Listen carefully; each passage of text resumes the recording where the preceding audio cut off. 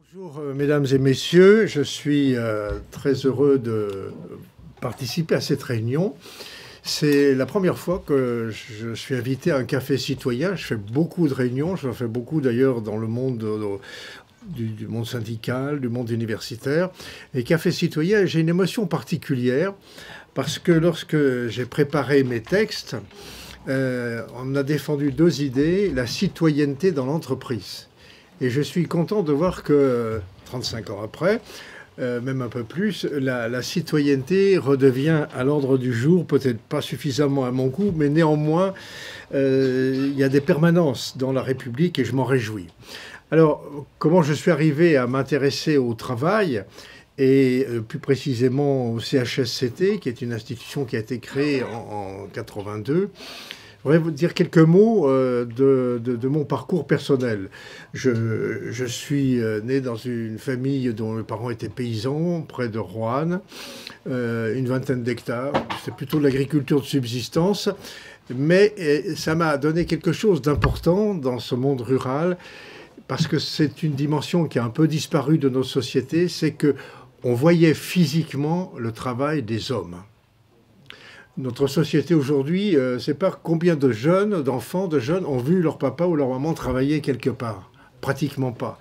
Et il ne faut pas attendre des médias et des séries pour avoir une idée du monde du travail. Donc j'ai été sensibilisé à cela. Par ailleurs, dans cette usine, dans ce village de 600 habitants, il y avait une rivière qui avait des eaux très pures, si bien qu'il y avait des usines textiles. Puisque l'eau n'était pas calcaire, on pouvait faire teinture et des apprêts, notamment pour ceux qui connaîtraient ça, le grand teint, qui en principe ne devait pas se décolorer. Et donc il y avait des femmes et des hommes qui travaillaient, c'était à 500 mètres de la ferme paternelle. Et j'ai été frappé, ça m'a, même encore maintenant, vous voyez, j'ai 75 ans, donc le souvenir est aussi vivant. Vous voyez sortir ces femmes qui avaient tissé des étoffes pour l'Afrique. On avait à ce moment-là toutes les colonies africaines et qui tissaient des pagnes de couleurs très vives et qui n'étaient pas encore en grand teint. Et je les voyais ressortir de l'usine toutes colorées, de rouge, de bleu, de vert. Et je me disais, mais c'est pas possible que les conditions de travail ne prennent pas davantage de soin des femmes et des hommes qui travaillent. Donc, si vous voulez, j'ai été proche du monde du travail, du travail vécu, et pas du travail raconté, du travail vécu.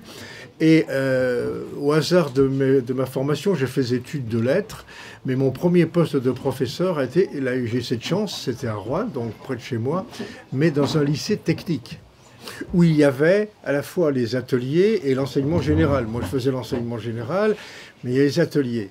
Et ma première responsabilité, enfin, engagement syndical, a été de me battre pour que les professeurs d'atelier aient le même salaire que les professeurs d'enseignement général.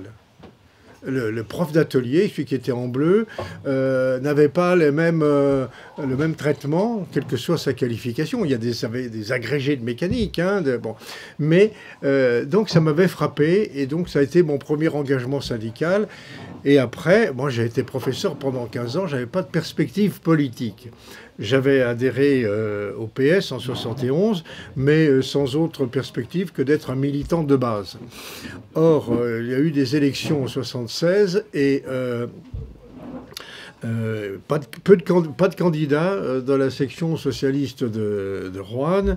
Il est vrai qu'on était derrière la droite, derrière le Parti communiste, donc il n'y avait pas la foule pour y aller. J'y suis allé par défaut, puisque j'avais passé le concours d'inspecteur, donc j'avais un parcours académique lancé, et puis j'ai été élu conseiller général de la Loire, contre le sortant, qui était aussi député, c'était Alain Ternoir. Son père avait été ministre du général de Gaulle.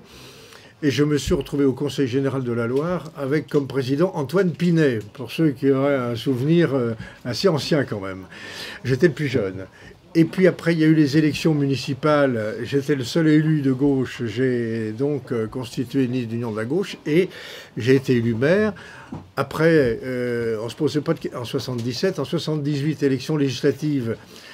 il n'y avait pas eu d'alternance politique depuis 23 ans. On ne se posait pas de question de cumul des mandats. Il fallait gagner. Et je me suis retrouvé député de la Loire. En 81, Mitterrand m'a demandé d'être dans son équipe, j'étais député de base, hein, dans son équipe présidentielle. Il a gagné. Et moi-même, bon, j'étais très content, mais j'avais d'autres parcours prévus. Il m'a demandé de...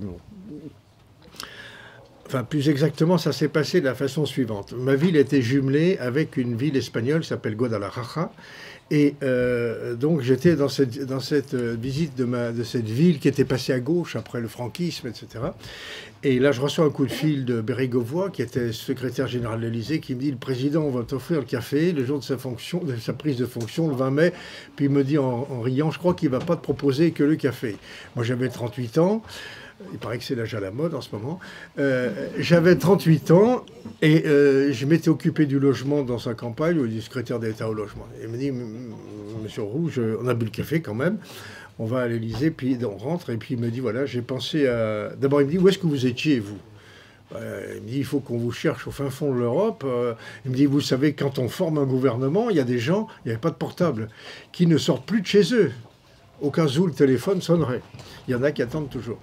Et donc, il m'a dit, j'ai pensé à vous pour le gouvernement. Je lui ai dit, écoutez, et il m'a dit, oui, j'ai pensé à vous pour le ministère du Travail. Alors là, le choc, j'ai écouté, président, je suis maire d'une ville ouvrière, mais je ne suis pas juriste. Et on a prévu de réformer le Code du travail. Et là, cette réponse, il me dit, justement, je ne veux pas un juriste. Je ne veux pas un juriste, vous êtes un homme du terrain. Je connais votre parcours, vous êtes maire d'une ville ouvrière, Roanne, c'était l'arsenal et la métallurgie pour les hommes et le textile pour les femmes. Vous connaissez le monde du travail. Et il me dit, vous trouverez bien des énarques pour écrire, mais c'est vous qui sentez les choses. Et donc, bon, je lui ai dit que c'était quand même assez paradoxal de demander, lui, j'ai dit, vous êtes pourtant juriste, il est avocat, mais il me dit justement, je ne me trompe pas, vous verrez bien. Et je me suis donc retrouvé au ministère du Travail avec une certaine surprise, mais avec l'esprit très libre. Parce que, si vous voulez, on ne me connaissait pas, j'étais pas au premier rang des médias, on ne me connaissait peu dans les milieux, enfin, sauf les milieux syndicaux, patronaux, locaux, mais au niveau national, peu, bien que je sois député depuis 3 ans, c'était pas. Et alors là, j'ai donc décidé, alors je me suis servi, il y avait eu le programme commun. Il y avait eu aussi les 110 propositions de Mitterrand. Et je suis même allé plus loin. J'ai regardé, j'ai relu avec soin le programme social du Conseil national de la résistance, qui était un moment de notre histoire assez rare, puisqu'il y avait de la gauche, il y avait la droite. Pour la petite histoire, il faut savoir que ceux qui l'ont rédigé étaient rue du Four. Ils étaient à 500 mètres du Lutetia, où il y avait la Gestapo. Quand même, il y a eu des moments précieux dans la vie républicaine et démocratique de ce pays. Et donc, à partir de là, eh bien, j'ai rencontré tous mes partenaires sociaux. Alors, le CNPF, évidemment, pensait que j'allais mettre... C'était le CNPF à l'époque, elle est devenue le MEDEF maintenant, que j'allais mettre des soviets dans les entreprises, pendant que d'autres disaient qu'il y aurait des chars russes sur les Champs-Élysées. Bon. Donc, ça vous donne une idée de l'ambiance. Et puis du côté syndical, alors j'avais quand même des pointures. Krasuki pour la CGT, Edmond Maire pour la CFDT, Bergeron pour FO, Bornard pour la CFTC et Markelly pour les cadres. Donc on pouvait vraiment parler. Et là, et c'est là qu'on va revenir à l'actualité, j'aurais proposé, moi je dis, la citoyenneté dans l'entreprise. Et puis les acteurs du changement. Le monde change et il faut que les décisions ne soient pas prises de façon unilatérale, mais par l'intelligence collective. Et donc j'ai proposé, j'ai dit, est-ce que vous êtes intéressé par la codétermination ou la cogestion à l'allemande ? Le CNPF, j'avais la réponse. La CGT FO disait oui, mais c'est un peu la collaboration de classe, hein, ne veut pas mélanger. Faites-nous des bonnes lois qui cadrent bien les choses. Et c'est une philosophie syndicale qui est tout à fait estimable, en disant ça, bon, ils ont la responsabilité, mais nous savons, nous allons défendre les salariés. La CFDT, qui se remettait un peu de l'autogestion, qui n'avait pas été un succès absolu, a dit, bon, c'est trop tôt, on n'est pas prêt. Bon, donc, j'ai cherché à mettre le plus de démocratie dans la vie économique. Et compte tenu des contraintes qu'on m'imposait, quelque part. Et donc, c'est la raison pour laquelle j'ai construit ces lois. Je les appelle comme ça aussi maintenant. Quand je ne lis pas les lois roux, on se demande pourquoi. Donc, il y avait 4 volets. D'abord, c'était, et c'est une question d'actualité aujourd'hui, reconstituer la collectivité de travail en limitant le recours à l'intérim, à la durée déterminée, etc., pour qu'une entreprise soit un collectif de gens qui partagent à la fois un projet économique, technologique et social. Ça, c'est le premier volet. Le second volet, c'est de donner des droits individuels, des nouveaux droits individuels. Quand je suis arrivé, j'ai regardé les règlements intérieurs qui existaient. Il y en a quelques-uns, je dois vous dire, qui étaient quand même singulièrement réactionnaires. On ne pouvait pas parler, on ne pouvait pas siffler, il fallait demander la permission pour aller aux toilettes. C'était quelque chose. En 81, je voudrais être sûr qu'aujourd'hui, il n'y ait pas encore des reliquats hein, dans certaines entreprises. Voilà. Et donc, là, c'est des droits individuels. Alors, justement, le règlement intérieur, et puis aussi le fameux droit d'expression. L'homme, la parole est le propre de l'homme. Et que ce soit, et si Marie Peset, qui est une amie de longue date, était là, elle dirait mieux que moi, à la fois pour partager son bonheur ou pour partager sa souffrance, mais la parole est quelque chose de fondamental.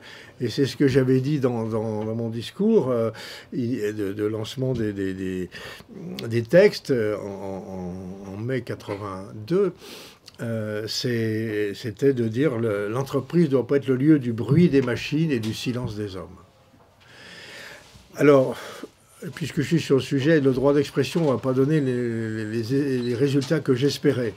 Parce que le patronat n'y voyait pas beaucoup d'avantages. C'est du temps perdu. C'est-à-dire, l'encadrement, notamment l'encadrement de proximité, disait on va se faire secouer. Hein, et bon, les syndicats disaient mais c'est à nous d'organiser. Et donc, bon, il n'y a pas eu d'enthousiasme. Il y a eu des essais. Et puis, c'est un peu retombé ou récupéré. Hein, des cercles de qualité très patronaux, des choses comme ça s'est récupéré. Et on a perdu l'âme. Je note quand même, parce que je ne vais pas dire toujours du bien du gouvernement actuel, mais je note quand même qu'ils n'ont pas détruit le principe, en tout cas, du droit d'expression. Je reste à savoir ce qu'ils vont en faire. Parce que là, ce qui m'intéresse aussi, ce n'est pas la loi, c'est les travaux pratiques. Hein. Et donc, c'était pour moi quelque chose d'important. Et ça ne peut fonctionner que si en face du droit d'expression, de l'autre côté, il y a le devoir d'écoute et de suivi. Et c'est ce qui a manqué. En plus de ça, il faut dire aussi que parfois des salariés de base, moi dans ma ville, c'était souvent des gens qui avaient une qualification au moins technique remarquable, mais sur le plan culturel modeste, moi je ne sais pas parler. Ça va être difficile de m'exprimer devant les autres. Si je bafouille ou si je ne sais pas employer les bons mots, on va me ridiculiser, etc. Donc c'était le deuxième volet, les droits individuels. Le troisième volet, c'était les droits collectifs, c'est-à-dire renforcer les organisations syndicales, le temps, les missions, alors organisations syndicales, délégués du personnel, comité d'entreprise. Pour moi, le comité d'entreprise, je l'ai conforté, notamment en lui donnant des possibilités de formation et d'information, et aussi avec un budget propre de 0,2% de la masse salariale, qui maintenant va être grignoté par d'autres manières, mais il y avait ceci. Et puis le CHSCT, qui est une institution nouvelle, je vais la garder pour la fin, pour développer, parce que c'est là qu'on touche au cœur du travail.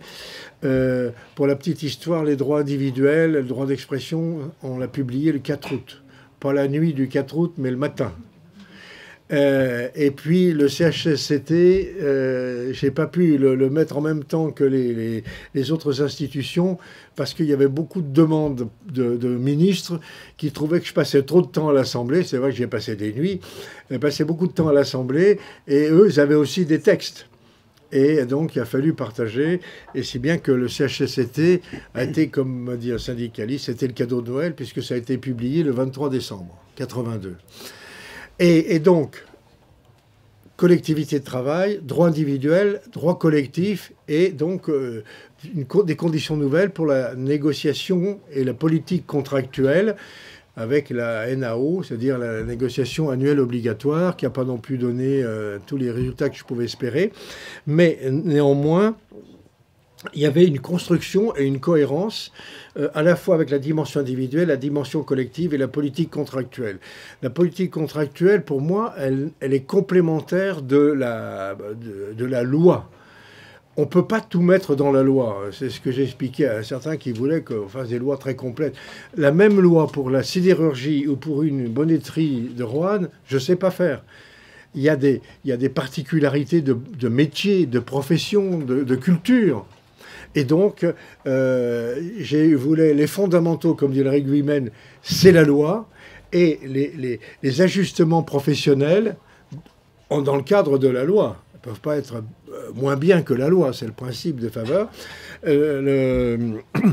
C'est la politique contractuelle, c'est-à-dire les conventions collectives.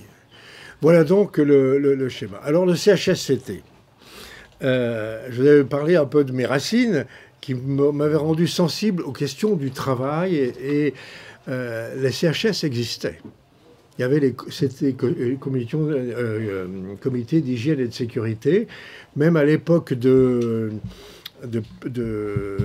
Pétain, il y avait déjà des structures comme ça, mais les délégués étaient désignés par le préfet, ou plus ou moins. Donc, vous voyez le côté démocratique, là. Donc, j'ai créé cette institution. Si vous voulez, le fonctionnement, je vous ai donné la géométrie, fonctionnement. Les DP s'occupent des questions de personnes, du quotidien, de la vie propre des salariés dans les entreprises, etc. Le comité d'entreprise, je vais aller très vite, c'est plutôt les chiffres. Et pour moi, CHSCT, c'était les hommes. Pour simplifier. Et donc, il y avait déjà les CHS, mais qui étaient... comment dire, à dominante hygiéniste et sécuritaire. On n'allait pas plus loin, c'était pas négligeable, mais ça n'avait pas de côté dynamique des acteurs dans l'entreprise. Et donc, c'est là que le CT a été créé, conditions de travail, c'est-à-dire ne plus en faire simplement un système de défensif, mais un système proactif qui... prend des initiatives, fait des expertises, examine pas seulement quand il y a les accidents ou les maladies professionnelles, mais fait un travail en amont. Alors, quand j'ai créé ça, alors, deux anecdotes, de certains me disaient, c'est trop compliqué, moi, CHSCT, bon, tu parles... C'est quelque chose qui est rentré très vite dans la vie des entreprises. Et même au départ, certains syndicalistes me disaient bon, on ne savait pas bien, on envoyait entre guillemets nos seconds couteaux. Je peux vous dire que maintenant, les CHSCT, ce sont des gens qui se sont impliqués, qui sont devenus compétents et qui comptent dans la vie de l'entreprise, à tel point qu'un jour, quelqu'un m'a dit, tu sais, maintenant, le CHSCT, chez nous en tout cas, est plus important presque que le CE. Donc, si vous voulez, c'est une institution qui a vraiment donné beaucoup une évolution positive à la vie du travail. Alors, c'était quoi? C'était les conditions de travail. Alors, c'était les conditions matérielles, mais les conditions mentales, le harcèlement. Je crois que j'ai un psychologue à côté de moi, Marie Peset pourrait le dire mieux que moi, on sait bien ce qui s'est passé. Et donc, on m'avait dit, c'est trop compliqué. Et pendant le débat, la droite qui avait... Alors je disais, au moins sur ce texte, tout le monde va voter quand même, protéger les gens. Ah non, on m'a dit, tes textes pour l'école bleue, pour les mécaniciens, d'accord, CHSCT. Mais enfin, pour l'école blanc, On commençait tout juste à avoir des ordinateurs qui faisaient à peu près 1,5 mètre cube à l'époque, hein, il y a 35 ans quand même, il ne faut pas oublier ça, même un peu plus. Et j'ai dit non, non, non, non, vous savez, ces métiers du tertiaire, ils provoqueront autant de problèmes que les autres. Et ça n'a pas manqué. Rappelez-vous, le technocentre de Renault, Orange et compagnie, et ça continue. Hein. Parce que, et avec le numérique, ça va sans doute pas se calmer. Donc, je suis content d'avoir tenu le truc. Alors, dans mon esprit, c'était quoi? C'était donc les conditions de travail, je vous l'ai dit. Mais c'était aussi alors l'organisation du travail, la durée, c'était également le sens du travail. Est-ce que le travail qu'on fait a un sens? Bon. Et les aspects de santé, le travail doit permettre de développer alors ses revenus, mais aussi son bien-être, mais aussi développer son identité, ses compétences, etc. Une évolution positive et pas une contrainte. Alors je sais bien que moi qui ai fait du latin, travail viendrait du mot latin tripalium, qui veut dire qui est un instrument de torture. Alors bon, d'ailleurs il y avait d'autres mots avant. Il y avait l'autre mot chez les Romains, c'était labor, et c'était autre chose. Hein, le labor que le travail. Bon, on pourrait évoquer toutes ces dérives linguistiques, comme pendant que j'y suis, je résiste pas au plaisir. Le CNPF, c'était Conseil national du patronat français. Au moins, c'était clair. MEDEF est beaucoup plus ambigu. C'est Mouvement des entreprises de France. Or, ce n'est que le patronat. Donc, il y a des glissements sémantiques qui ne sont pas aussi innocents que cela. Alors, pourquoi le CHSCT est important et aujourd'hui comme hier? D'abord, il faut tenir compte, il y a le problème de l'intensité du travail qui, il faut le reconnaître, a quand même été lié par la façon dont on a récupéré les 35 heures. Donc, il fallait faire même autant de travail, mais avec une durée moins grande. Ensuite, il y a le vieillissement de la population. On recule l'âge de la retraite. Et donc, on est plus opérationnel à 40 ans qu'à 63. Je rappelle à ce sujet qu'avant de faire mes lois, on avait fait quelques ordonnances aussi, j'avoue. Mais je vous demande de comparer le contenu. Mes ordonnances étaient 39 heures payées 40. C'était généralisation de la 5e semaine de congés payés et feu la retraite à 60 ans. Alors, des ordonnances comme ça, j'ai de la peine à les comparer avec ce que je lis aujourd'hui. Hein. Vous comprendrez, sans vouloir faire une coquetterie d'auteur, quand même, c'est pas moi, c'est les salariés qui le connaissent bien. Donc, le vieillissement, l'intensité du travail, l'arrivée des nouvelles technologies, et notamment le numérique, mais pas seulement. Le numérique qui font qu'on avait une compétence pour une fonction et d'un seul coup, votre compétence est remise en cause et vous avez des préoccupations nouvelles, des risques nouveaux, que ce soit des risques physiques, hein, les troubles musculo-squelettiques, des risques mentaux, les risques risques psychosociaux, etc., plus les produits cancérigènes, mutagènes, etc. Il faut dire que la vie... Alors moi, je ne suis pas le retour rousseauiste à la nature bienveillante pour l'homme. Je ne vais pas rejeter la technologie, mais comme disait Montaigne, science sans conscience n'est que ruine de l'âme. Or, la science, elle part dans tous les sens. Et je ne suis pas sûr qu'on réfléchit tout de suite aux conséquences à moyen ou à long terme. Vous avez également des nouveaux produits, notamment la chimie qui a explosé, j'allais dire même dans les produits agroalimentaires, mais dans tout un tas de domaines. Maintenant, on se dit, à force de mettre des composants divers et variés et de les développer vite pour des raisons de profit, etc. Et parmi tout ça, vous avez le numérique qui crée une déstabilisation, et puis vous avez les nanotechnologies, qui sont beaucoup plus insidieuses parce que c'est pas quelque chose qui se voit. Donc, le chantier pour les CHSCT, pour la santé au travail, il n'a jamais été aussi grand. Il n'a jamais été aussi grand. Je regrette que l'inspection du travail n'ait pas pris la dimension qu'on pouvait espérer. La médecine du travail, même chose.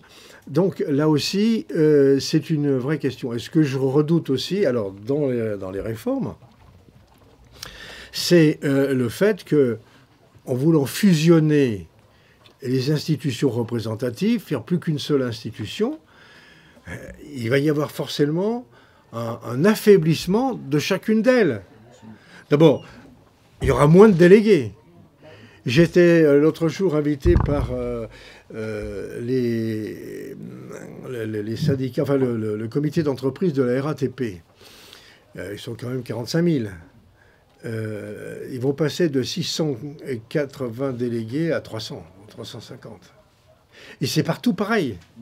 Donc tous ces contacts au quotidien des délégués du personnel qui pouvaient alerter sur un problème d'une machine, sur un problème de posture, sur un problème de bruit, sur un problème d'éclairage, des choses comme ça, eh bien, va disparaître. J'étais devant l'autre jour un amphi à l'université de Strasbourg, 450 personnes, des gens de qualité comme vous, des étudiants, oui, et il y avait un représentant du patronat, de l'UMM, qui est l'Union des industries métallurgiques et minières, qui n'est plus aujourd'hui ce qu'il était. Il y a moins de sidérurgie, il y a moins de mines, et c'était mes ennemis préférés, ou j'étais leur ennemi préféré à l'époque.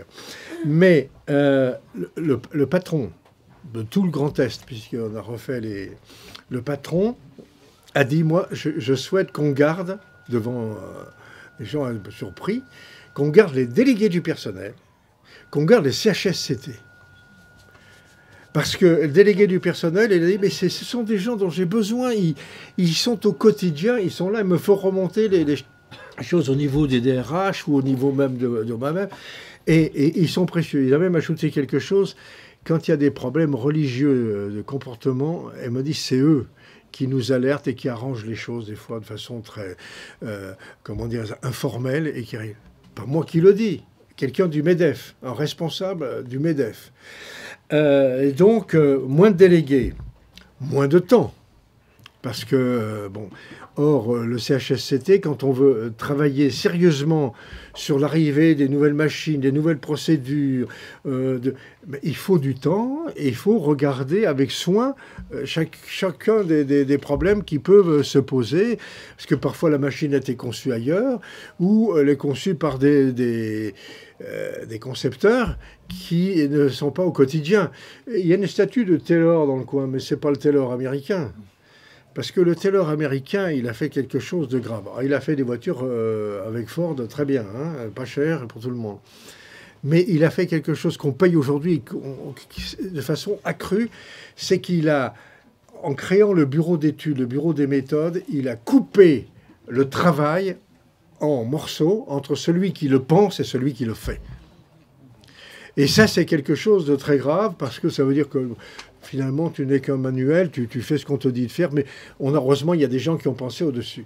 Et ça, c'est quelque chose de grave, et c'est pas nouveau, hein, il y a un bon siècle, hein, mais voilà. Donc, moins de délégués, moins de temps, et notamment pour le CHSCT, parce que quand on aura des réunions, puis là aussi, on étale un peu les choses, on en fera moins souvent, le CHSCT donc, avait sa vie propre. J'avais pas pu, à l'époque, lui faire avoir un budget autonome. Là, j'avoue que j'avais déjà un peu chargé la barque, et là, ça passait plus.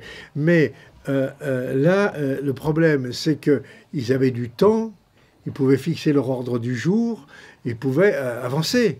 Tandis que là, il va falloir s'occuper du comité d'entreprise, et avec des gens qui sont parfois, qui sont devenus un peu pointus sur le plan de l'économie de l'entreprise, de la vie de l'entreprise.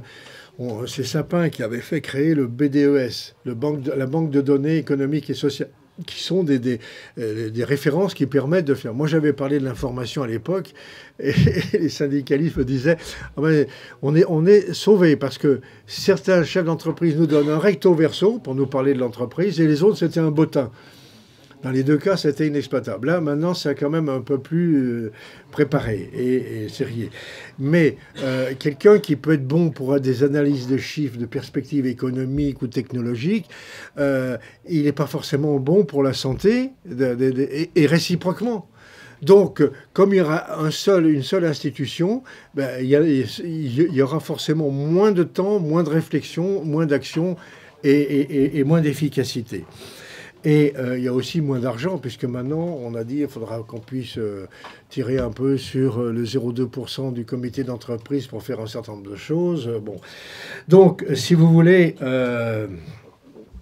tout cela est quand même préoccupant. Et j'avoue, alors je comprends, on a un gouvernement qui est, pour aller vite, qui est libéral,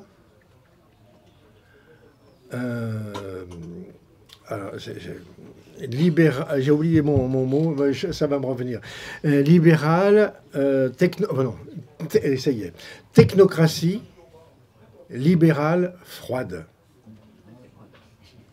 Les chiffres, beaucoup, et les hommes, pas beaucoup. Et on le voit à longueur de temps. Et donc, je suis quand même aujourd'hui obligé de dire que j'avais essayé de rééquilibrer le poids du travail par rapport au poids du capital dans l'entreprise. Parce qu'il y a besoin des deux composantes, c'est vrai. Que le capital soit privé ou qu'il soit public, d'ailleurs, on a besoin, il y a besoin des deux registres. Et là, si vous voulez, je vois bien que le déséquilibre est accentué au profit du chef d'entreprise et du détenteur du capital. C'est flagrant, puisque on va, alors en plus, économie libérale, l'impôt sur la fortune disparaît, sauf sur la fortune immobilière. Donc on peut spéculer comme on veut. Et c'est le problème de notre société aujourd'hui, qui est du monde économique. Moi, quand j'étais en fonction, il y a 35 ans, c'était encore souvent des entreprises, des grosses, qui étaient patrimoniales. Bon, c'était une famille. Bon, il y en a toujours des grandes familles, même dans l'agroalimentaire. J'ai pas une fixation, mais moi, je suis un des rares à avoir traité les vaches. Donc, je peux en parler. Hein, je peux en parler. Aujourd'hui, c'est une économie qui est mondialisée, apatride, anonyme, puisqu'on met des dirigeants qui sont des cost killers, et spéculative. Alors, évidemment, on leur a ouvert les portes. Et du coup, le monde du travail, au contraire, on l'atrophie. Il y a même des mesures vexatoires qui sont pour la nouvelle conseil, le nouveau comité social économique. C'est un nouveau comité le patron pourra venir avec 2 collaborateurs. Mais les salariés n'auront pas le droit de venir avec leurs suppléants. C'est de la vexation, ou alors c'est de la provocation. Mais enfin, c'est du mépris. Parce que quand même, voilà. Mais alors, bon, j'attends pas trop des médias pour préciser les choses. Je suis quand même un peu atterré de voir l'insuffisance, notamment le média audiovisuel, de la connaissance et de la compétence sur des sujets quand même qui concernent la vie des millions de Français. Hein, des millions de Français. Et puis, ce qui est en train de se passer, alors, c'est amplifié par les plateformes numériques, etc. Donc, qui se préoccupe peu, M. Hubert, pas très préoccupé par les soucis de santé, de sécurité de ses subordonnés. Parce que même si c'est une plateforme et des algorithmes, il y a quand même un rapport de subordination. Mais ce qui est le plus grave, c'est que dans la politique, dans l'histoire, le monde du travail s'était battu pour avoir des droits collectifs, c'est-à-dire des conventions collectives. Alors, le droit du travail, les conventions collectives, c'est-à-dire qu'on ne se protégeait pas tout seul, mais c'était la profession. Il y avait une solidarité professionnelle. J'ai même rêvé en 81 avec Mitterrand, il m'a dit on va aller à notre premier conseil des ministres européens. Alors, j'y suis allé. Alors pour situer, j'étais socialiste, barbu, prof et ministre du Travail. J'étais arrivé avec un mémorandum sur l'espace social européen en disant, ben, après tout, des conventions collectives européennes, une convergence fiscale et sociale, à défaut d'alignement dans le... Voilà, ça a duré un quart d'heure, je me suis fait jeter. Vraiment... Bon, j'en garde un souvenir, oui, ça fait quand même du temps, hein, mais il y a des choses qu'on ne peut pas oublier. Et donc, ce qui est en train d'arriver en ce moment, avec le télétravail, le numérique, les plateformes, etc., c'est qu'on va progressivement remettre en cause le contrat, le CDI, la durée indéterminée, parce que là, les contrats de projet, les contrats d'objectifs, les contrats de mission, ça s'arrête, très bien, et après, bah, plus rien. Et donc, il y a là une vraie difficulté. On a donc plus ces garanties collectives qui ont été issues de beaucoup de luttes sociales. Mais surtout, on va passer du contrat collectif à des contrats individuels. Mais là, le déséquilibre est total. Quand il y a 4 millions de chômeurs, que vous avez un boulot et qu'on vous dit c'est comme ça et pas autrement, en tête à tête, pas à peine vous faites la conclusion vous-même. Donc, c'est vraiment le souci que j'ai. Et dans ces conditions-là, dans cette perspective-là, tout ce qui est santé au travail, conditions de travail, y compris le télétravail, comment va-t-on voir si les choses se passent bien et si les gars s'exploitent pas lui-même? Hein, dans les conditions. Il y avait un dessin humoristique qui circulait sur les réseaux sociaux, le père qui est à la maison, qui fait un télétravail, et pour avoir la paix par rapport au bébé qui circule, là, le parc était autour de son bureau. Mais oui, il y a cela. Et puis par ailleurs, des choses plus sordides, l'électricité, le chauffage, qui le paye? Non mais, bon... Alors, je ne veux pas en dire plus que ça pour le moment, mais je voudrais répondre à vos questions parce que j'ai débordé. Un tout petit peu. Mais non, mais on peut... Voilà, encore 5 minutes. Hein.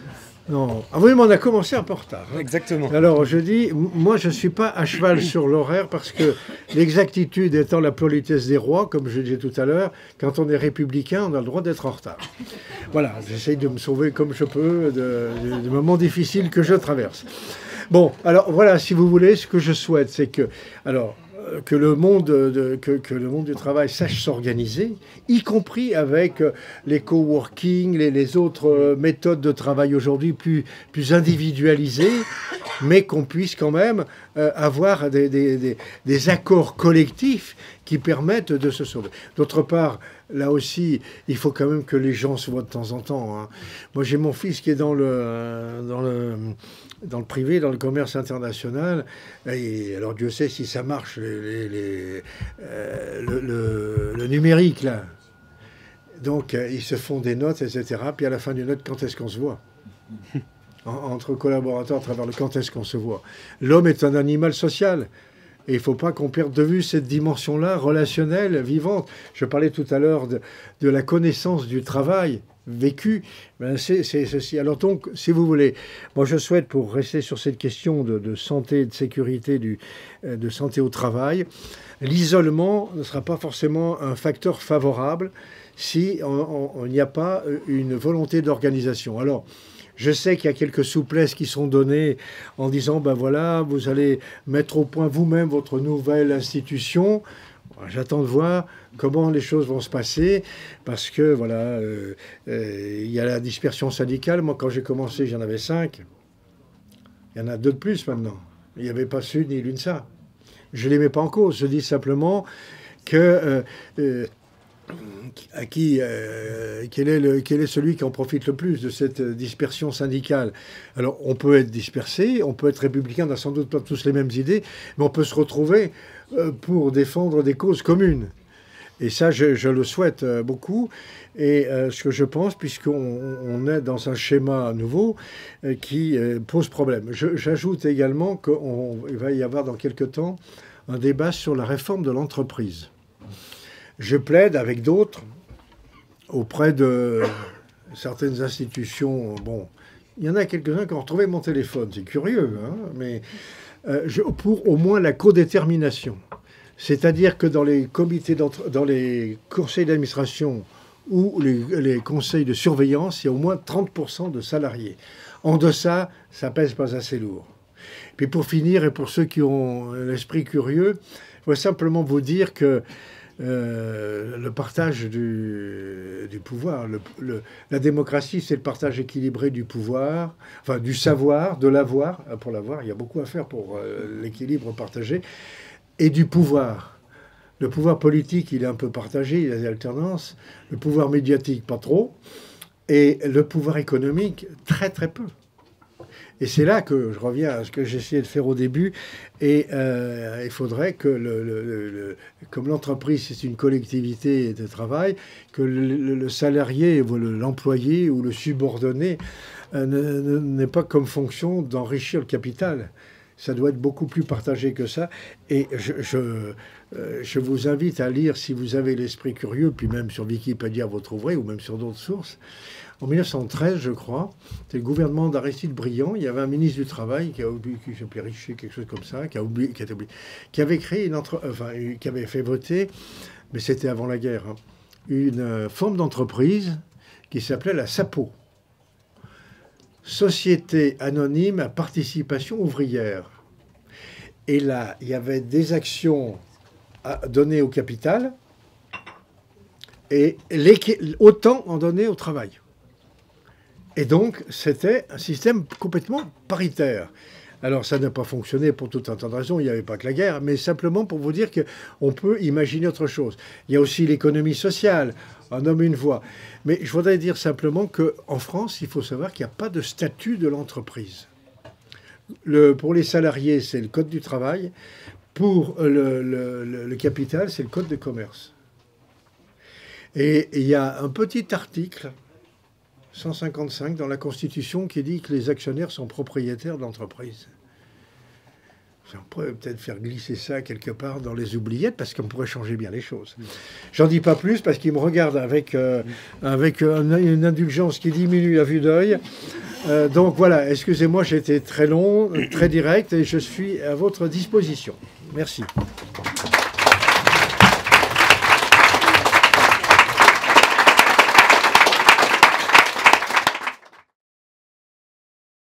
Parlez fort, s'il vous Non plaît. mais la première tour difficile, vous commencez par la seconde. Ça marche toujours. Jean-Michel Choisser, moi je suis conseil en relations sociales et conditions de travail. Et alors déjà, merci beaucoup pour votre propos et votre présence. C'est intéressant de rencontrer un personnage qui a structuré le droit et qui a participé à une étape importante du monde du travail.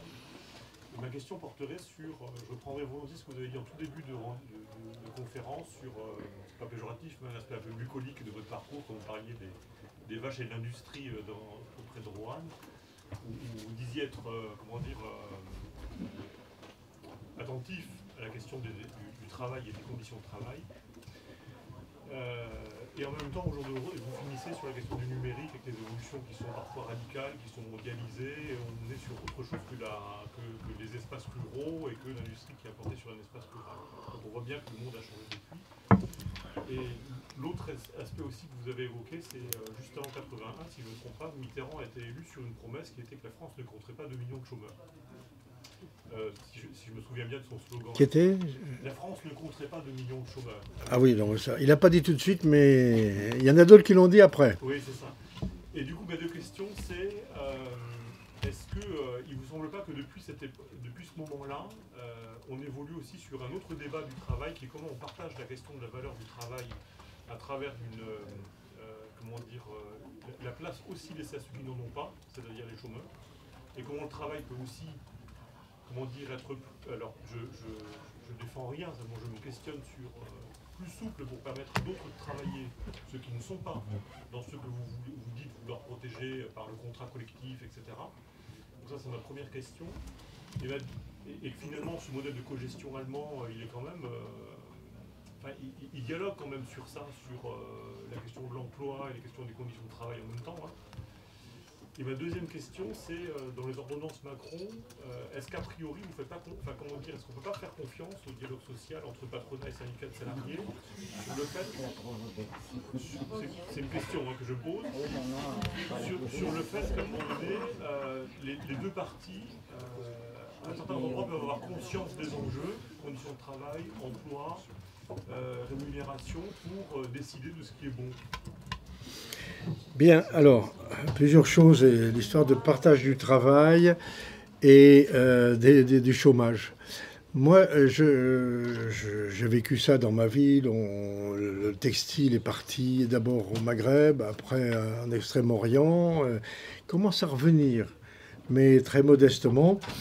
C'est vrai que je crois que la gauche, il lui manque quelque chose.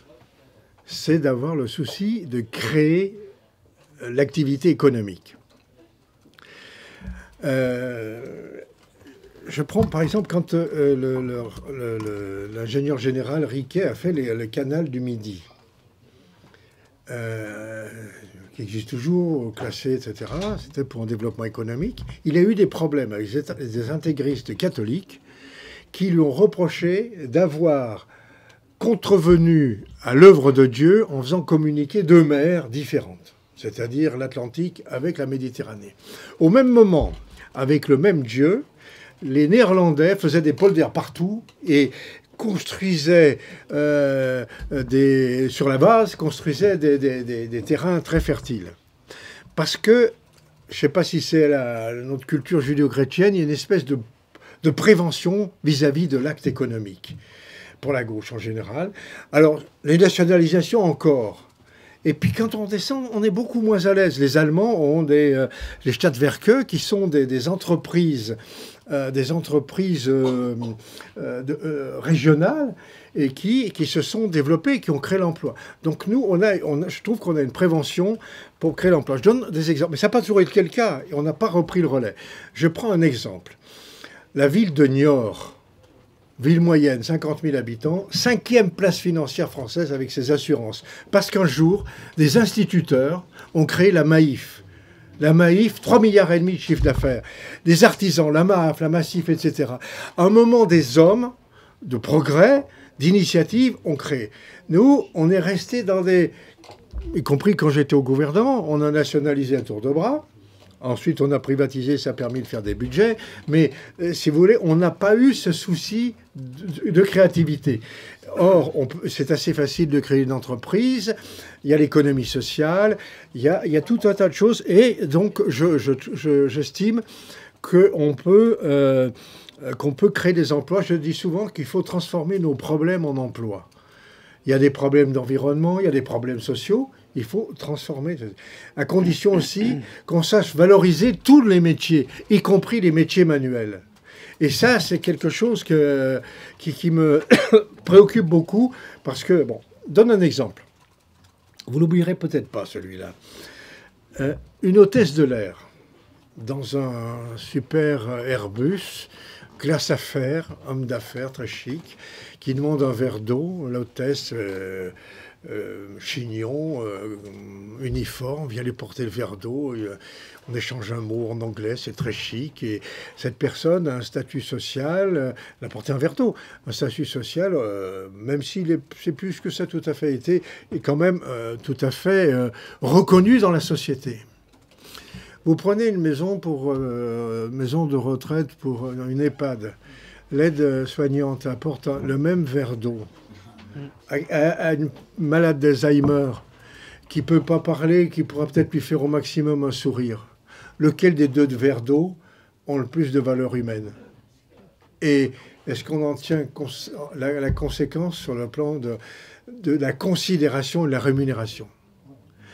Voilà, je pense qu'il y a tout un tas de questions qu'on peut se reposer. Je dis donc créer de l'emploi, etc. Et quant au dialogue social, bon, j'ai créé la NAO, négociation annuelle obligatoire. C'est-à-dire, je disais en gros, les institutions politiques ont des échéances. Il faut que le monde économique ait ses rendez-vous. Donc, la NAO mettait sur la table. Alors, après, c'est devenu des postures des uns et des autres, et ça n'a pas suffisamment avancé. Mais c'était ça l'idée. On mettait tout sur la table, et puis on essayait, à partir d'avoir des bases économiques et sociales correctes, voir ce qu'on pouvait faire. Et donc, ça ne peut marcher que s'il y a équilibre entre les deux partenaires.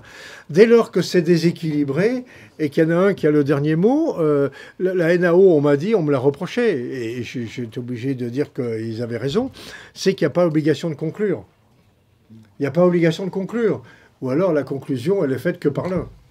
Voilà. Donc, il y a quand même encore des pistes. Alors, moi, je suis pour le dialogue social d'entreprise. Chaque entreprise a sa culture, elle a sa vie, son histoire, ses machines, son ambiance, son village ou sa ville ou son quartier.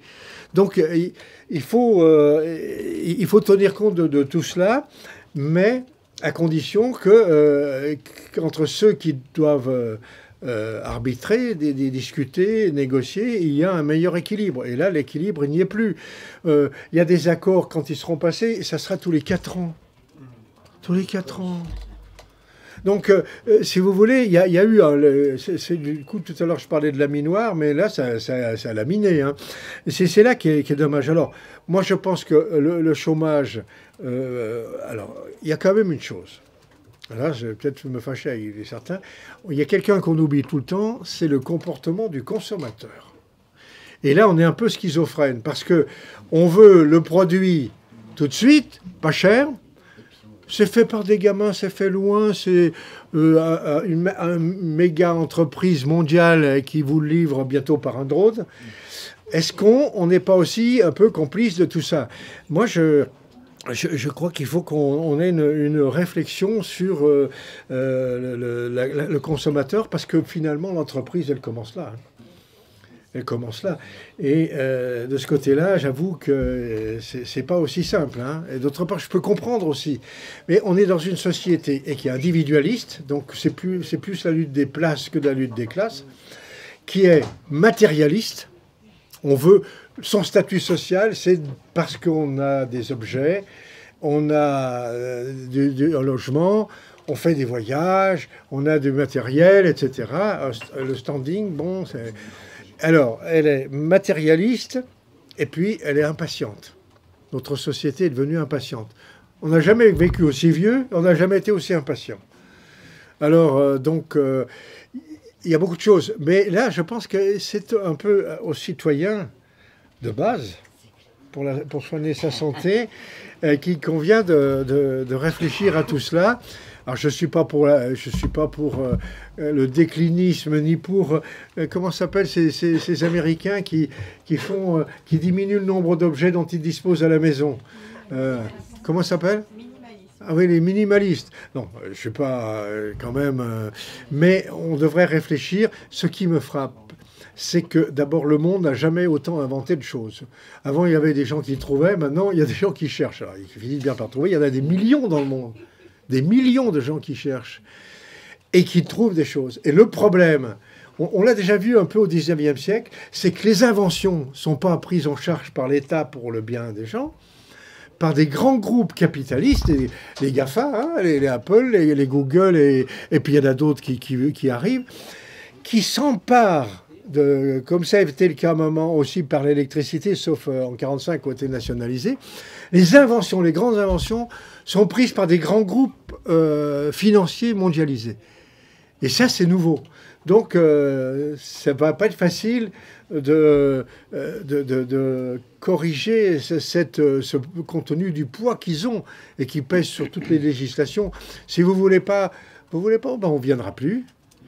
Alors, on a essayé, par exemple, pour GPS, il y a Galileo, qui est l'Europe. Ils rament comme des malheureux pour arriver à mettre leurs 20 satellites. Pour informatique, moi, savoir que c'est quand même Bull qui a lancé les premiers ordinateurs et que c'est la Californie et puis la Chine et la Corée qui ont repris le flambeau parce que, bon, on n'a pas... Alors peut-être qu'on va avoir le souci avec nos start-up, j'aime pas le mot, hein, c'est des jeunes pousses, c'est quand même mieux, mais à condition que quand ils auront gagné de l'argent, ils ne pensent pas à se vendre tout de suite pour aller finir sur une plage aux Bahamas. Hein.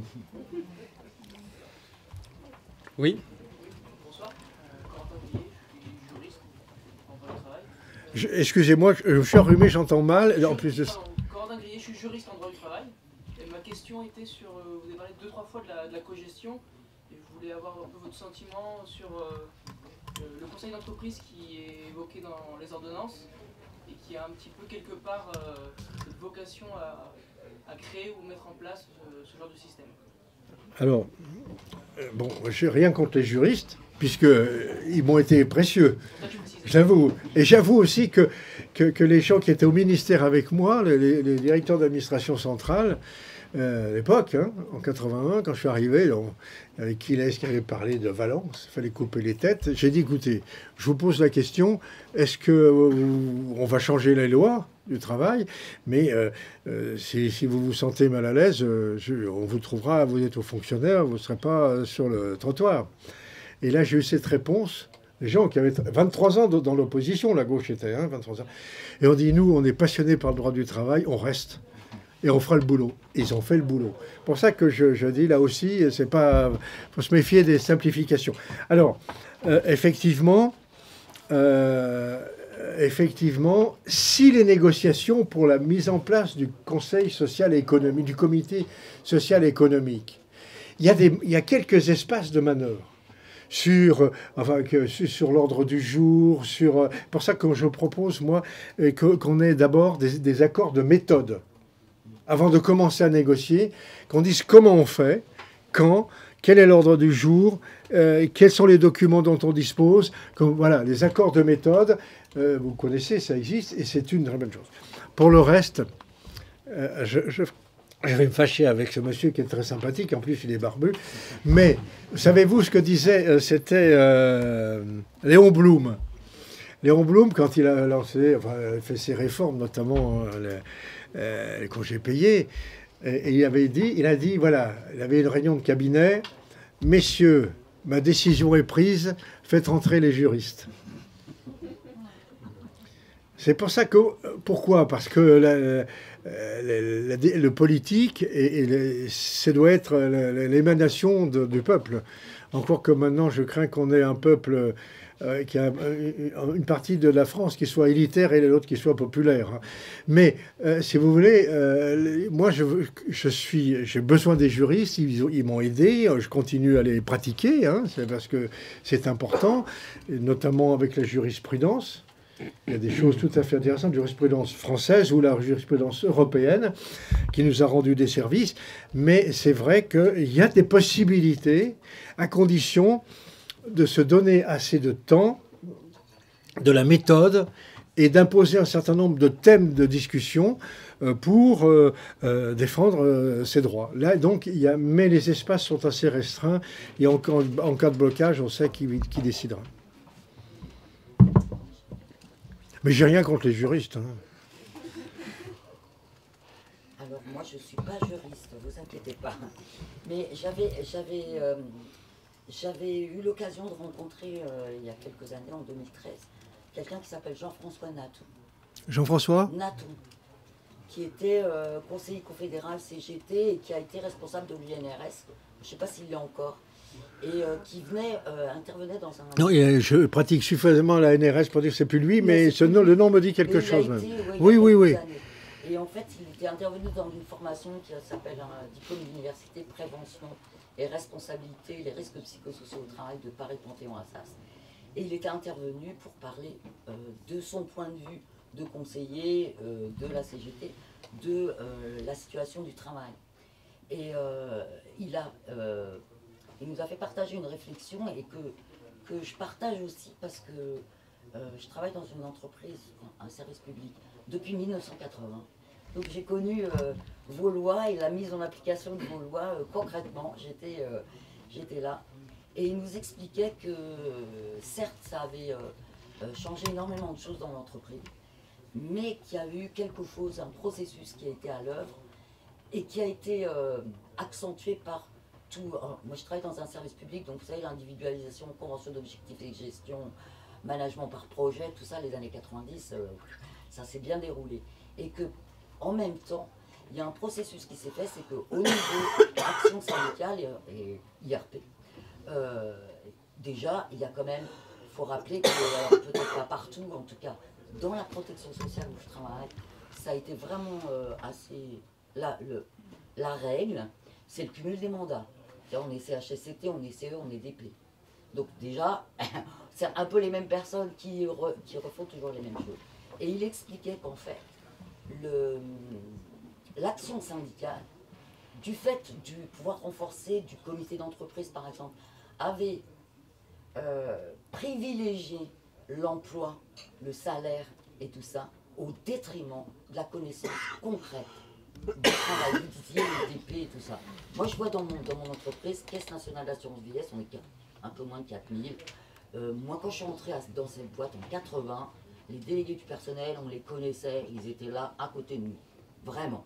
On les connaissait, ils connaissaient parfaitement comment on travaillait. Au fur et à mesure des années, on ne les a plus vus. Ils se concentraient sur le comité d'entreprise, la défense et le travail, les conditions de travail concrètes. Monsieur Nathan disait, nous avons déserté le travail. Et dans le DU, on parlait de risques psychosociaux. Moi, je suis engagée, enfin, je suis militant syndical. J'ai eu l'occasion d'essayer d'aider mes collègues, mes camarades du CHSCT. C'est une catastrophe. Ils n'ont aucune conscience des enjeux des risques psychosociaux, par exemple. Et en ce moment, dans ma boîte, on a prolongé les mandats de tous les élus jusqu'en novembre, parce que le CSE, on devait faire les élections en mars, donc c'était pas possible. Ils sont tous pétrifiés par ce qui va se passer. Comme vous dites, méthodologie, pétrifiés.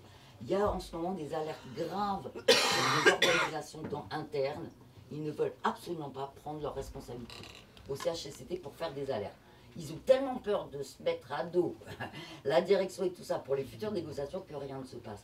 Et par rapport à mon activité, moi en plus j'ai été organisateur du travail, chef de projet maîtrise d'ouvrage, je peux vous dire que le bureau d'études qui pense et qui conçoit et qui ne connaissent pas le terrain, je connais très bien, sauf que moi je viens du terrain et que je me suis battue pendant 30 ans pour dire ce qu'on fait c'est n'importe quoi. CNAV, hein, assurance retraite.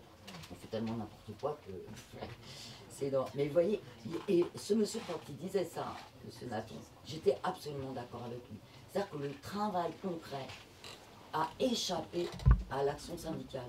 Vraiment, ils ne sont plus au courant de ce que vivent les gens. Et notamment, on a entendu aujourd'hui l'augmentation importante des accidents de travail pour des pathologies psychiques, des accidents de travail pour des risques psychosociaux. Et là, malheureusement, on arrive avec les réformes, le CSE, le CHSCT qui n'aura pas les mêmes trucs. Dommage, parce que là, avec 100 000 accidents du travail, là, ils ne peuvent plus dire, les patrons, les gens, ils sont fragiles, on individualise les pathologies et tout ça. Là, c'est pas, il n'y a pas 100 000 personnes qui sont fragiles en France. C'est une question collective. Et qu'en fait, depuis 2008, quand même, hein, les risques psychosociaux, on a mis la santé mentale dans le code du travail depuis 10 ans. Alors, sauf certaines entreprises où j'espère que ça se fait. En tout cas, moi, je vois la protection sociale, CNAF et tout ça. Qualité de vie au travail, on fait un numéro SOS psy si vous allez mal. Et tout est individualisé. Et dès qu'on met en avant la problématique ou la nécessité de remonter au niveau collectif de comportements managériaux qui sont nocifs et qui sont tolérés par une institution. Je ne sais pas combien de cadres qui sont avec un management nocif, délétère, mais c'est que c'est toléré par le responsable, enfin, par l'employeur. Et ça, l'employeur est très content qu'au CHSCT, les délégués, ils ne se préoccupent pas du collectif et de où ça vient. Ils acceptent qu'il y ait des mesures individuelles qui soient dégradantes, humiliantes, parce que, bah oui, mais c'est... Vous voyez ce que je veux dire? Et là, on arrive avec ces réformes où le CHSCT, ben on voit bien, c'est plus un CHSCT, c'est une commission.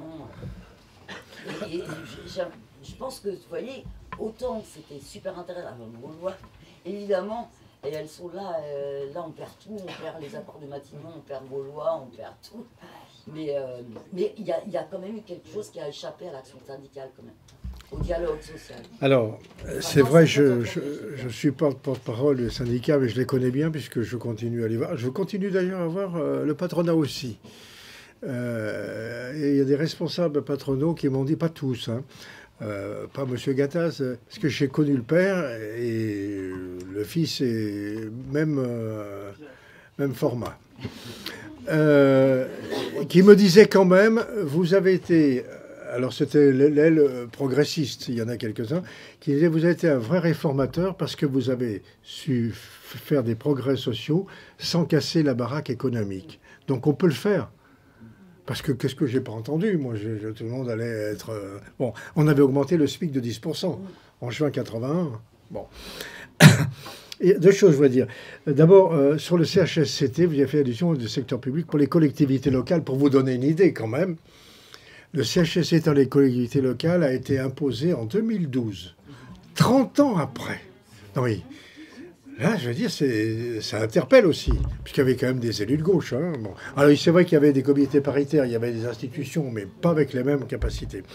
Alors, l'action syndicale, c'est vrai que, d'abord, c'est pas facile d'être, quand il y a un problème de chômage, que chacun, bon, a ses responsabilités parfois familiales. Moi, il y a des syndicalistes me disaient il n'y a pas longtemps, tu comprends, quand je suis à l'usine, je fais engueuler par les ouvriers, par le patron, et quand je rentre à la maison, c'est pas, bon, j'ai droit à la suite des compliments.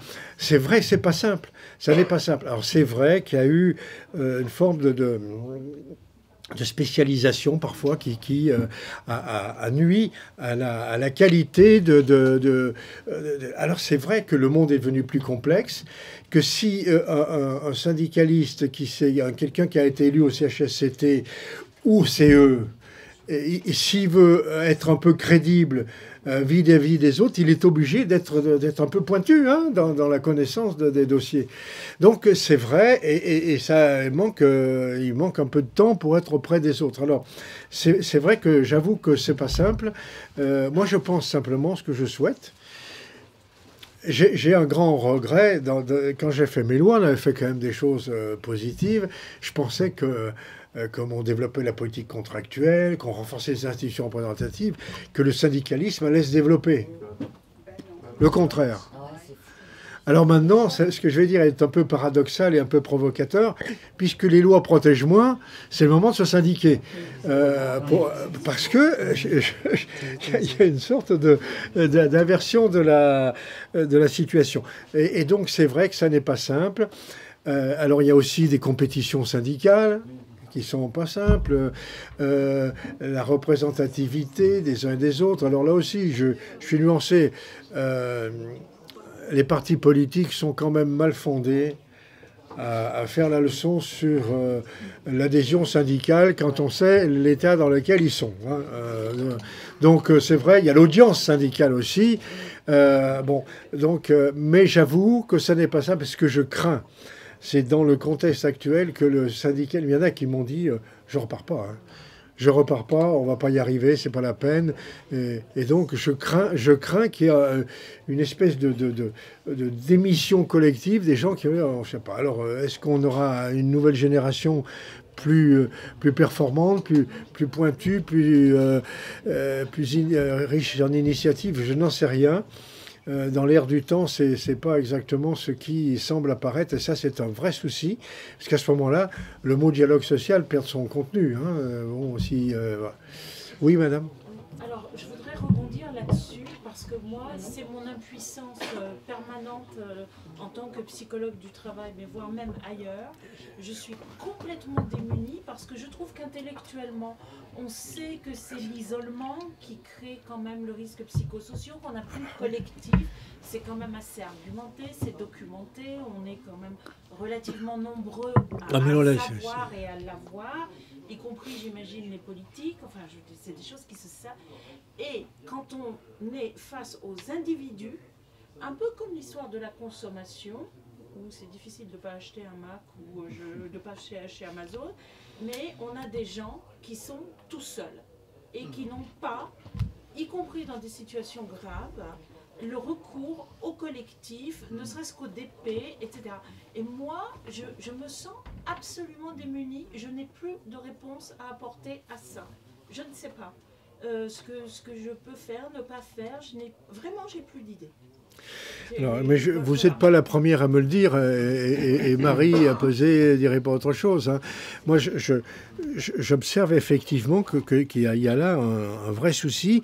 Et si, je citais le cas du patron qui dit qu'il faut garder les DP parce qu'ils sont au contact, d'avoir quelqu'un avec qui on peut échanger, on peut dire...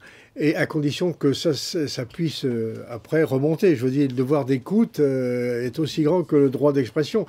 Mais si on perd ça, ça va être une mosaïque d'individus et dont le collectif n'aura plus envie de prendre la charge. De toute façon, ça c'est le vrai souci. Or, c'est là le paradoxe aussi du pouvoir public aujourd'hui. On dit pour être fort, il faut vous regrouper. Il faut regrouper les communes, il faut regrouper les métropoles, il faut tout regrouper. Mais les salariés, au contraire. Et ça me fait penser, après 68, il y avait un ministre du Travail qui était célèbre, qui me fait, c'était Aiguerfort. Et il a fait quelque chose. On est passé d'une quinzaine d'universités à plus de 70. Parce qu'il fallait surtout pas trop concentrer les étudiants. On les a dispersés à travers la planète. Enfin, la planète, j'en sais rien, mais en tout cas, le pays. Pardon. Le pays. Alors, après, maintenant, vous avez vu, il y a un mouvement, on refait, avec des noms glorieux, le COMUE. Je ne sais pas si vous avez entendu parler de ça. Il y avait des pôles d'excellence, mais on a trouvé le COMUE. C'est la communauté universitaire, je ne sais pas quoi, n'importe quoi. Mais en plus de ça, les mots, bon. Donc, si vous voulez, il y a quand même... C'est pas par hasard, ça. Là, alors, je me permets d'être très politique, mais c'est pas par hasard qu'on concentre. Il y a le pouvoir économique, des grandes collectivités, et puis qu'en même temps, ceux qui font vivre ça, les gens les gens du quotidien, eux, on les atomise. D'autre part, il y a aussi autre chose qui me frappe à propos des grandes puissances économiques et financières. Au début du XXe siècle, donc il y a un peu plus de 100 ans, il y avait 120 pays à peu près dans le monde. Maintenant, à peu près 200. Vous avez vu les résultats, 192 qui ont signé l'accord sur l'environnement. Vous avez les îles Vanuatu, vous avez tout un tas de petits lieux tranquilles pour la spéculation. Et ce qui fait que il y a des pays, regardez un jour sur Internet la liste des pays, mais dont le budget est ridicule par rapport aux grandes puissances, aux grandes puissances financières. D'ailleurs, regardez, la Grèce, le produit intérieur brut de la Grèce était égal à celui des Hauts-de-Seine. Vous regardez les populations, les chiffres et les territoires. Vous avez des extraordinairement... et là, quand quelqu'un arrive à coups de milliards, les capitalisations de centaines de milliards ou de dizaines de milliards, mais ils sont les rois. Et ils imposent les choses un peu partout, en plus des paradis fiscaux. Alors, donc c'est ça, ce déséquilibre entre des puissances et d'autres. Moi, je me rappelle, dans mon village, dans Roanne, qui est une ville gallo-romaine, enfin, il n'y en a pas beaucoup de monuments, c'était une ville pauvre, hein, c'était un traversé de la Loire, c'est tout. Il y avait de l'argile, et donc il y avait des poteries. Et donc, on a une tradition de poterie gallo-romaine. Et ça s'est prolongé jusqu'à nos jours, on a encore des fabricants. Et au moment de la Révolution, il y avait des artisans militants qui fabriquaient des poteries révolutionnaires, militantes, mais c'était des assiettes, des bols, des choses populaires qui descendaient sur des bateaux à fond plat jusqu'à Nantes, Saint-Nazaire, etc. Et il y en a une, il y a toute la Révolution dans une assiette. Mais vous avez un paysan, un manant, qui a sur l'épaule une croix et une épée. Et la légende, c'est « Je suis là de les porter ». Il y avait tout. est-ce qu'un jour il y aura des gens pour dire je suis là de porter ces monstres financiers qui ont envahi la planète et qui maîtrisent toutes les nouvelles technologies? C'est ça. La vapeur, l'électricité, c'était très vite des grands groupes. Et nous, les nouvelles inventions, maintenant, c'est les Google qui les font, c'est plus les États. Dernière question. Oui. Je voulais rebondir en fait sur un point parce que alors je me présente, je suis en charge de la prévention des risques professionnels à l'hôpital de La Fontaine de Saint-Denis depuis 2 ans, et avant ça j'ai fait de l'expertise CHSCT pendant des années, donc je connaissais bien, voilà. Et là, je suis à la fois quelqu'un de terrain, puisque je suis ergonome, donc je passe ma vie dans les services, et je renseigne les documents obligatoires, dont le document unique d'évaluation des risques professionnels. Et il se trouve que là, on a actuellement une problématique d'exposition à des CMR que je vais faire d'ailleurs probablement constater par des experts de la CRAMIF. Alors moi, c'est une question que je voulais vous poser, peut-être que vous n'aurez pas forcément de réponse, mais j'aimerais quand même avoir votre avis là-dessus. C'est que je vois alors vraiment une réduction quand même des marges de manœuvre sur, je me dis sur les difficultés, on est quand même de plus en plus serré, tout ce qui est de la prévention, mais je vois quand même que le DU reste obligatoire, que j'ai pu renseigner mon DU de manière quand même extrêmement complète, que l'exposition sera quand même encore tracée, et que donc on a quand même encore au niveau de la loi des obligations, voilà. Alors qu'à côté de ça, maintenant les expositions aux produits toxiques, chimiques vont être, comme vous le savez, plus obligatoires. Et là, moi, je commence à me dire, du coup, dans mon activité de préventeur, puisque c'est le terme, est-ce qu'il ne va pas falloir aussi, du coup, que j'aille un peu vers le juridique pour voir qu'est-ce qui reste comme marge de manœuvre, en sachant que moi, j'essaie de laisser quand même des traces avec les moyens qui nous restent, mais il y en a quand même encore, un petit peu, des expositions de personnes, voilà. Et du coup, je vais vous demander, par rapport au juridique, puisque vous avez eu quand même une expérience avec lui, est-ce que dans les marges qui peuvent rester, ça vous paraît crédible ou intéressant d'essayer d'explorer un peu ces pistes-là, parmi d'autres pistes, bien sûr, parce qu'il n'y a pas que celle-là? Alors, moi, je pense qu'il reste quand même un certain nombre de marges de manœuvre à condition, comme je vous l'ai dit, dans cette commission, je ne sais pas comment dans les hôpitaux ça va exactement fonctionner. Alors après, dans le public, je ne sais pas. Oui, alors, en tout cas, vous avez le document unique, donc, sur lequel vous devez travailler.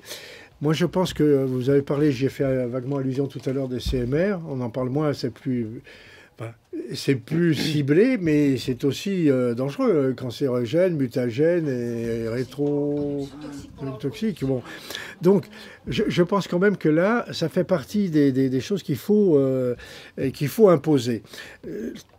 Il y a 2 CHSCT, alors je ne sais pas si on va maintenir la responsabilité civile, la personnalité civile, pardon. Il y a eu quand même 2 cas où le CHSCT a gagné des procès, un contre Areva, qui avait externalisé un service de sécurité, et l'autre contre la STECMA, qui avait transformé un service interne de façon un peu abracadabrantesque, comme disait l'autre. Donc, alors je ne sais pas s'il y aura encore cette possibilité-là. Moi, ce que je peux dire, c'est que, en ce qui concerne ces problèmes de santé, de travail, il faut être très allant, il faut être plein d'initiatives, parce que la santé, c'est quand même quelque chose qui est un facteur fédérateur pour toute l'opinion publique. Là, si vous voulez, donc en disant, attendez, vous avez maintenant mis des nouveaux appareils, il n'y a pas les précautions qui permettent de se protéger suffisamment, les dosages, on ne sait pas, c'est un nouvel appareil, donc est-ce que la formation a été suffisante? Enfin bon, je connais un peu ça, parce que la belle-mère de ma fille était dans le métier, donc je suis au courant de tous ces rayonnements. Oui, mais c'est ces choses perverses, parce qu'on ne les connaît pas. C'est lointain, on y va en position de faiblesse parce qu'on est malade ou on a peur de l'être. Et donc là, je crois qu'il faut s'appuyer sur ça pour que dans les négociations d'organisation, on puisse dire, attendez, le document unique, il n'est pas suffisamment complet. Et moi, j'observe qu'il y a eu... Alors, c'est là que la jurisprudence peut vous aider. Et c'est là qu'on a besoin de ne pas être tout seul. Qu'on a besoin de réseaux syndicaux, de réseaux professionnels. Parce que si vous êtes tout seul, vous ne savez pas si à l'hôpital de je ne sais pas où, il y a eu le même problème. Et là, à ce moment-là, donc la jurisprudence... Donc, vous voyez, les juristes, on a besoin de vous. Hein, je ne fais pas une fixation sur votre observation, rassurez-vous. Mais c'est vrai que la jurisprudence peut être utile pour peser sur des dispositifs à prendre, des initiatives à imposer. La jurisprudence et en même temps dire, écoutez, c'est un problème de santé. Hein, vous voulez que on ait des problèmes. D'ailleurs, les gens sont hypersensibles à ce sujet-là. Il y a parfois peut-être de façon un peu excessive, parce qu'il y a le tam-tam médiatique qui amplifie certaines choses et qui en oublie d'autres. Hein. Mais quand même, c'est utile. En tout cas, je vous souhaite bon courage. Hein. Mais vous savez, l'avenir n'est pas celui que l'on attend, c'est celui que l'on fait. Alors, hein. Le CSE a gardé la personnalité morale. Hein. Oui. Mais pas la commission. Pas la commission. Hygiène, machin. Mais ça va être un peu plus compliqué. Oui. Le CSE l'aura. Donc ils pourront.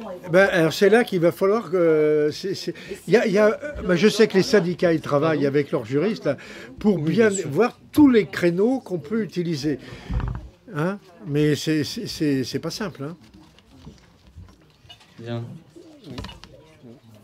Merci beaucoup, Monsieur Auroux, pour votre propos qui a été fort intéressant.